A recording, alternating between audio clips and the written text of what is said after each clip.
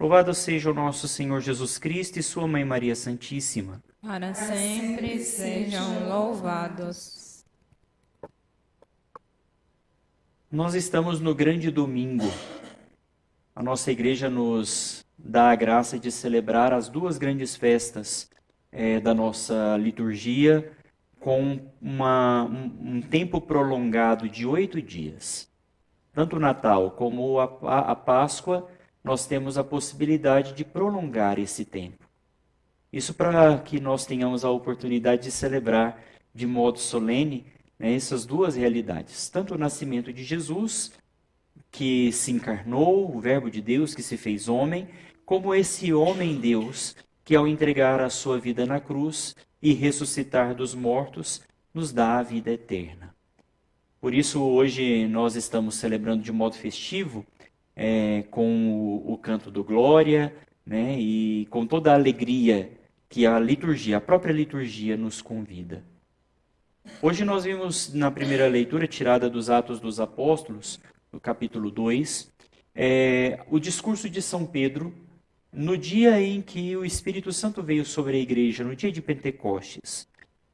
Pedro, inspirado pelo Espírito Santo, ele faz a sua primeira pregação, e podemos dizer essa pregação querigmática, onde ele anuncia o amor de Deus. O Cristo, aquele Jesus de Nazaré que vocês crucificaram, ele dizia, né? Ele ressuscitou dos mortos, verdadeiramente.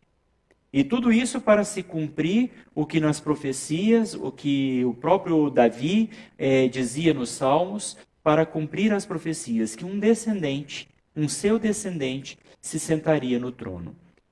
Claro que ao longo da história, ao contemplar a história, nós podemos entender que Salomão, um descendente de Davi, descendente direto, foi seu filho, se sentou no seu trono, ocupou o seu lugar depois da sua morte. Mas Davi não estava falando simplesmente de Salomão. Salomão é um tipo, é uma prefigura de Cristo. Davi estava falando, na verdade, do próprio Jesus. É o Cristo. Aquele que a morte, a corrupção da morte não o deteve, não o deteriorou, mas que venceu a morte e, portanto, se senta de modo glorioso, eterno, definitivo no trono de Davi. É Jesus Cristo, o qual se senta no trono da cruz para reger todos nós, toda a nossa vida, todo o universo. Ele é Senhor da vida e da morte, porque venceu a morte, porque venceu as trevas. Hoje no Evangelho, uma continuidade, digamos, né, um pouquinho do Evangelho de ontem, uma continuidade deste Evangelho, que traz para nós também essa continuidade da celebração que nós estamos vivendo. Naquele tempo as mulheres partiram depressa para o sepulcro, elas estavam com medo. E de repente, no meio do caminho, Jesus aparece para elas e diz: alegrai-vos. Elas se aproximaram de Jesus, abraçaram seus pés, e Jesus então dá a elas uma ordem. E é interessante porque a ordem que Jesus dá àquelas mulheres é também a ordem que ele nos dá na nossa vida, como uma missão. Ao nos encontrar com Cristo ressuscitado, não existe outra realidade que nos impele a não ser anunciar o ressuscitado. Foi o que aquelas mulheres fizeram. Voltaram para Jerusalém, falaram com os apóstolos: Jesus vai encontrar com vocês na Galileia, estejam atentos, alegrai-vos. Essa é a boa notícia. Porque nós agora já não somos mais escravos da morte. O mal já não tem mais poder sobre a nossa vida, porque Cristo é vitorioso. Ele é o ressuscitado. E ele nos convida a essa mesma graça de ressurreição. E é interessante, porque aquelas mulheres estavam preocupadas, estavam com medo. Diante da circunstância, né? Jesus diz a elas: não tenhais medo, ide anunciar aos meus irmãos que se dirijam para a Galileia, lá eles me verão. Acontece que o boato se espalhou de que o corpo de Jesus tinha sido roubado.